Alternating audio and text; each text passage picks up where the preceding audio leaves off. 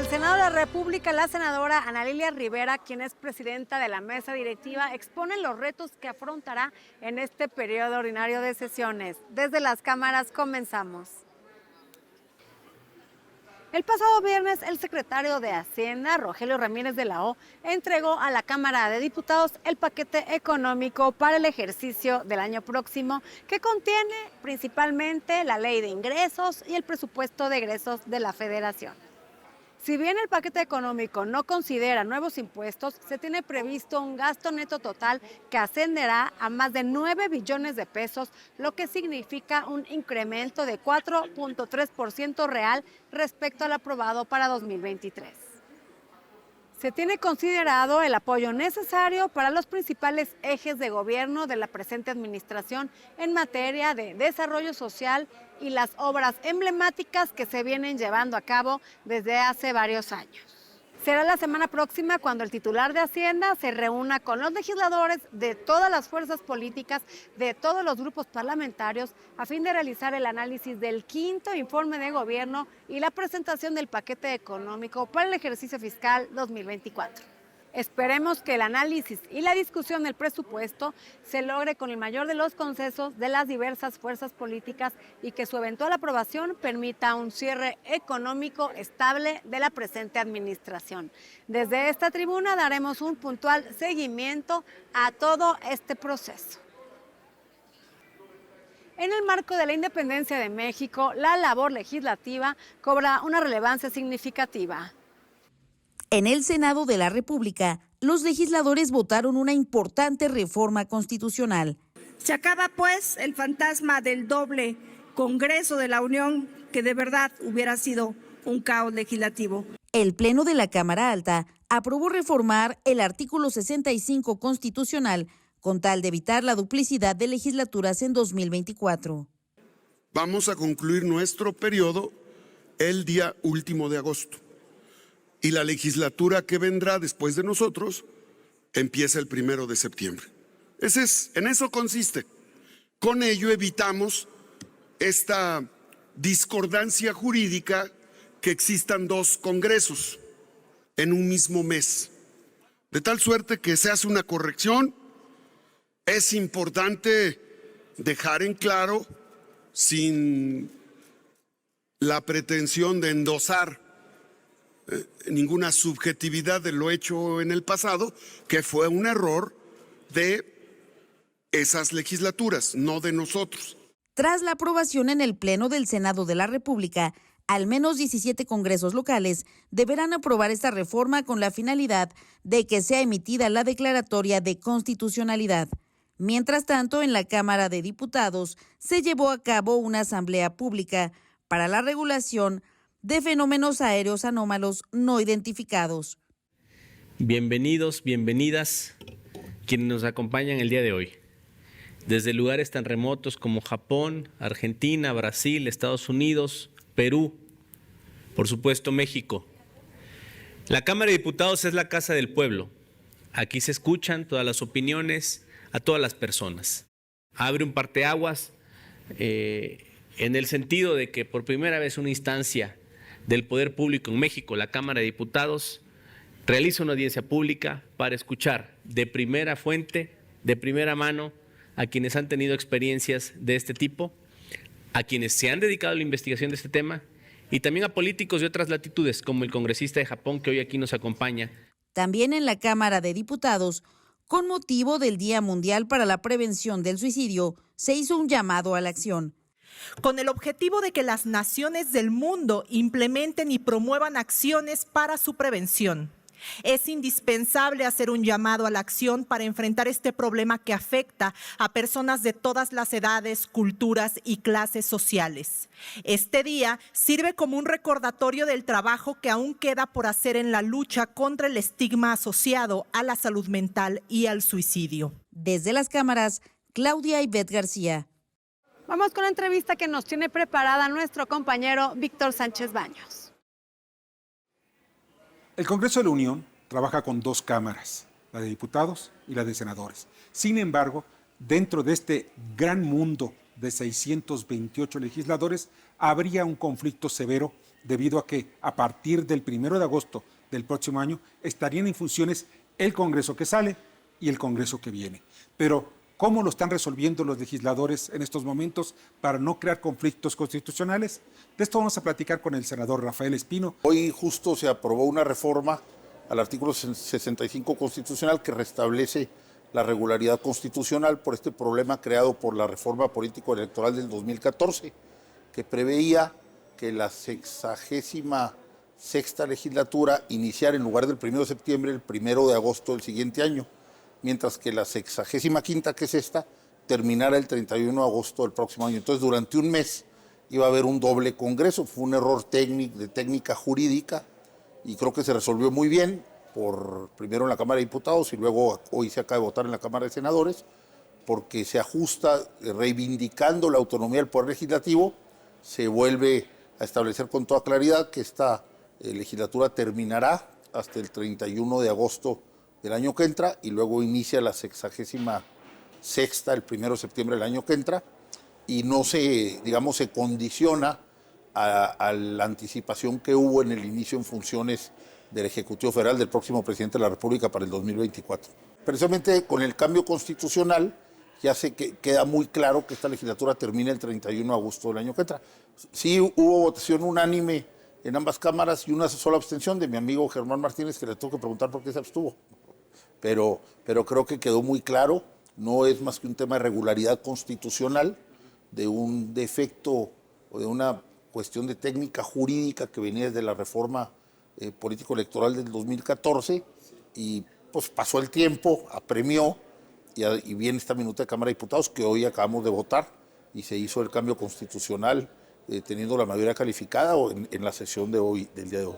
En los artículos transitorios se hacen los ajustes también, entonces ya la 65ª, la 6ª y la 7ª ya queda muy claro que los tiempos del legislativo van a terminar todos los 31 de agosto, empieza la nueva legislatura los 1 de septiembre, con independencia de que el primer año el presidente de la República empiece en otra fecha que no era la normal. Pero ya digamos que cada poder autónomamente marca sus propios tiempos. Lo quisieron ajustar, pero se equivocaron porque no advirtieron que estaban promoviendo un doble congreso para el mes de agosto del 2024. Entonces eso ya queda claro que esta legislatura es la única que va a terminar hasta el 31 de agosto del 2024. Alicia Salgado analiza el contenido de la propuesta del paquete presupuestal y los rubros en que se considera invertir la mayor parte del presupuesto. Hola Adriana, ¿cómo estás? Qué gusto de saludarte. Quedamos de comentar el contenido del paquete económico que presentó el secretario Rogelio Ramírez de la O la semana pasada en el Congreso, en esta oportunidad. Y bueno, nuestros amigos de la audiencia seguramente conocen la polémica que ha generado el incremento en el gasto público, en particular porque el presupuesto está presentando una proyección de ingresos de 7.3 billones de pesos y un gasto total o neto pagado de 9 billones de pesos. Sería el presupuesto más alto de gasto público de la historia. Sin embargo, representa el 26.6% del Producto Interno Bruto. Debo decir que también es la participación pública más baja de los países, como digamos la de referencia que tienes como Brasil, Argentina, obviamente China, no se diga Estados Unidos, Alemania, España. Estos están por arriba del 40% su tamaño de participación del sector público. Creo que ese es un punto importante a revisar cuando se hace una estimación de si estamos en el mejor momento de gasto público o no. Ahora, ¿cómo se gasta? Es lo que más se ha estado cuestionando, dado que se destina una parte importante de gasto a gasto de inversión directo para concluir las obras de infraestructura que ha impulsado fuertemente la administración, como el Tren Maya, el tren interurbano, etcétera, que han tenido un incremento sustancial en sus costos, pero finalmente lo que suponen con este déficit o el aumento del gasto, que es del 43.3%,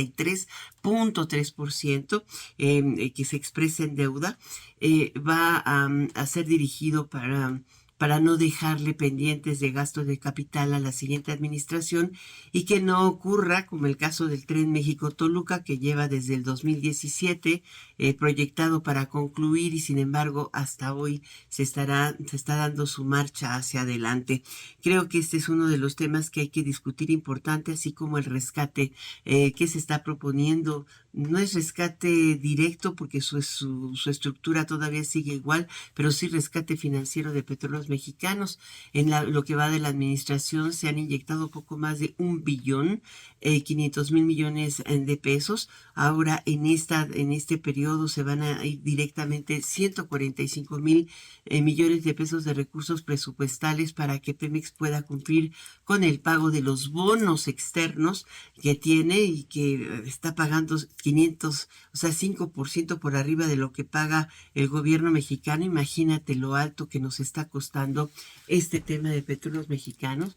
Y bueno, hoy lo que alivia es la posibilidad de que se paguen los vencimientos de este año, del que viene y hasta del 2025.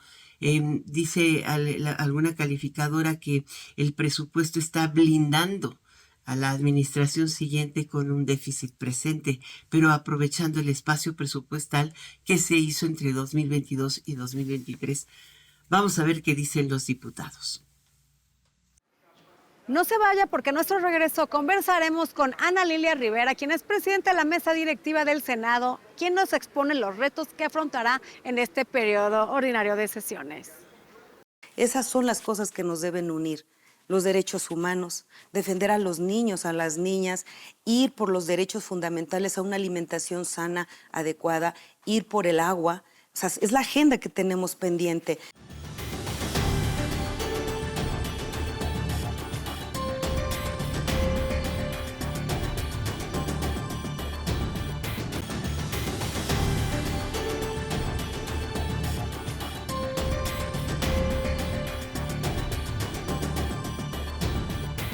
Gracias por continuar con nosotros. Vamos a ver qué nos trae Virulo.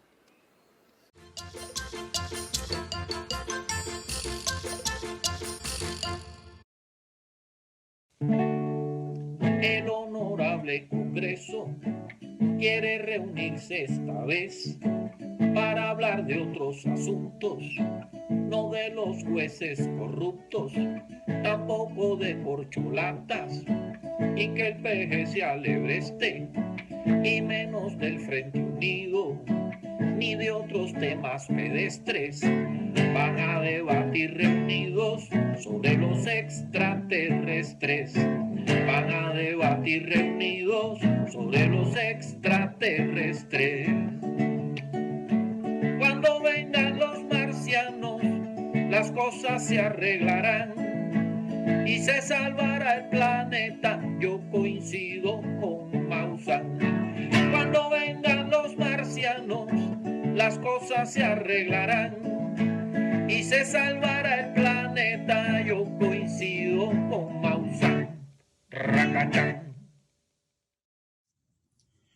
De Calpulalpan, Tlaxcala, es nuestra invitada, Ana Lilia Rivera Rivera, recientemente nombrada presidenta del Senado, encabeza la mesa directiva para este último año, que estará muy activa.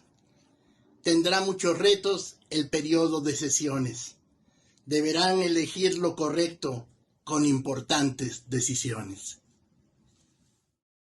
Ya estamos aquí desde el Senado transmitiendo una entrevista con la senadora Ana Lilia Rivera, quien es presidenta de la mesa directiva. ¿Qué tal, senadora? ¿Cómo estás?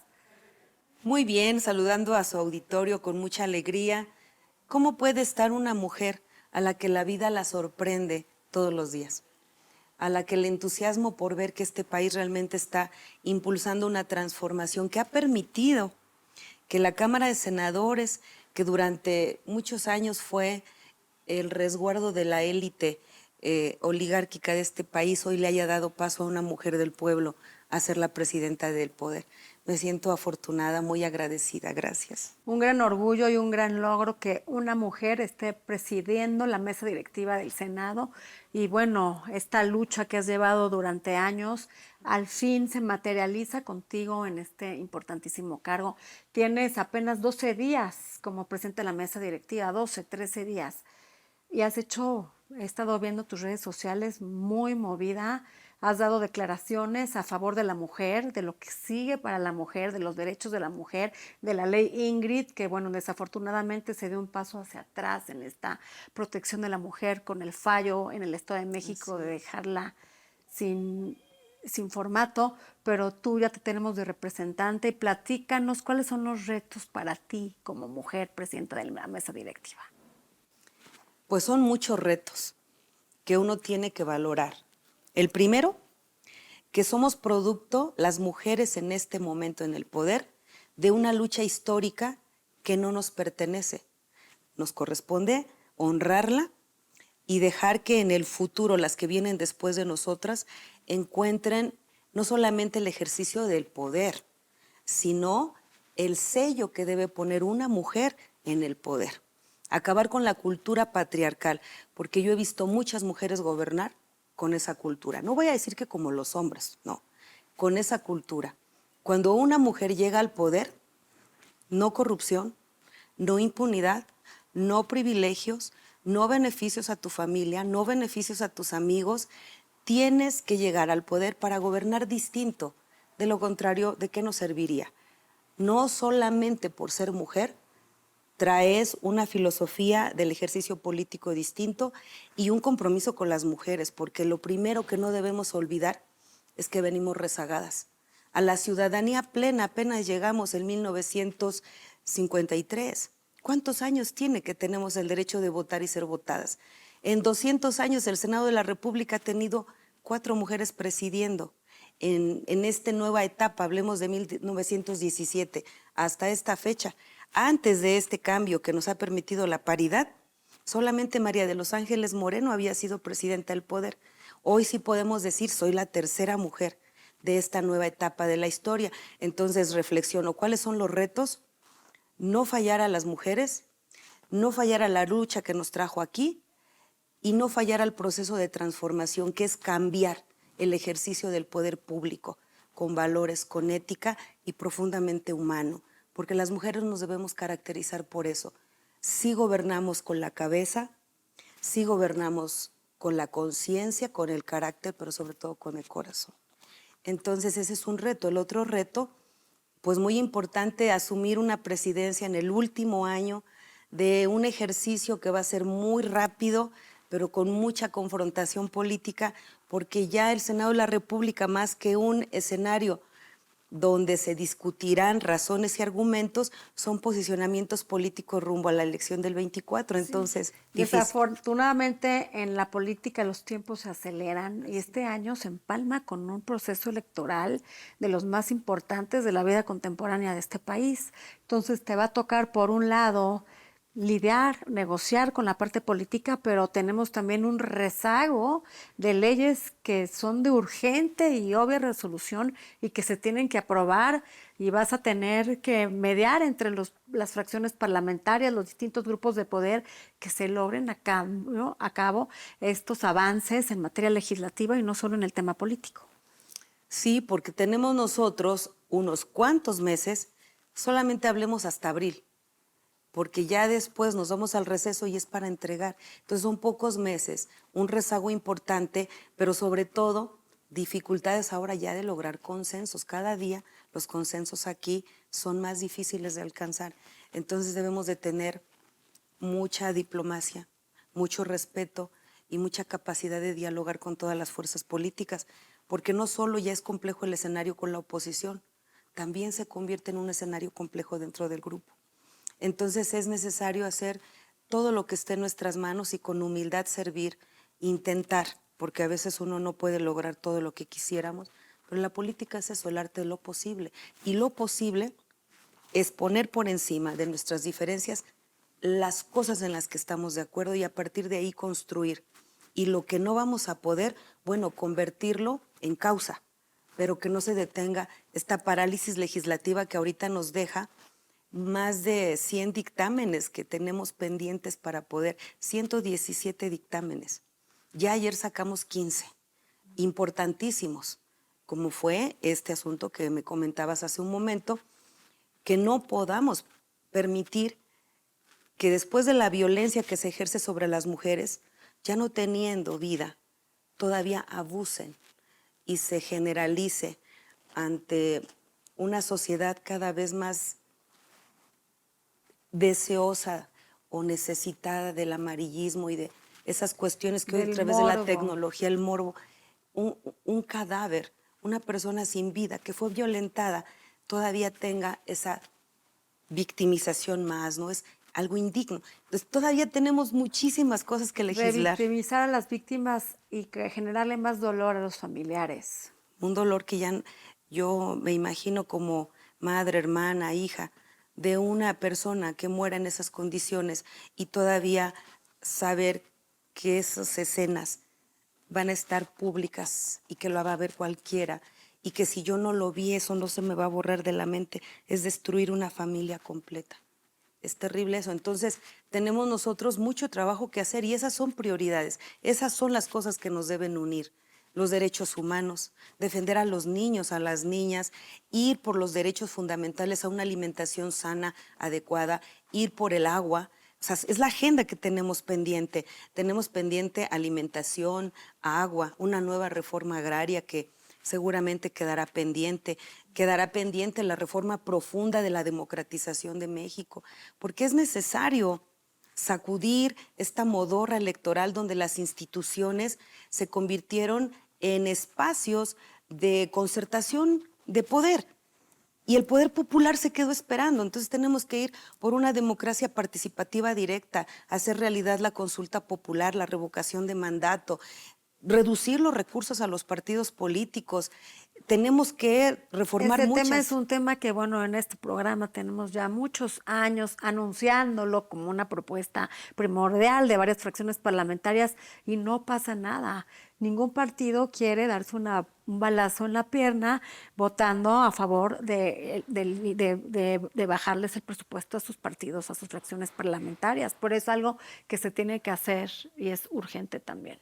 Es de la agenda que quedará pendiente. Sí, porque justo un año electoral es complicado.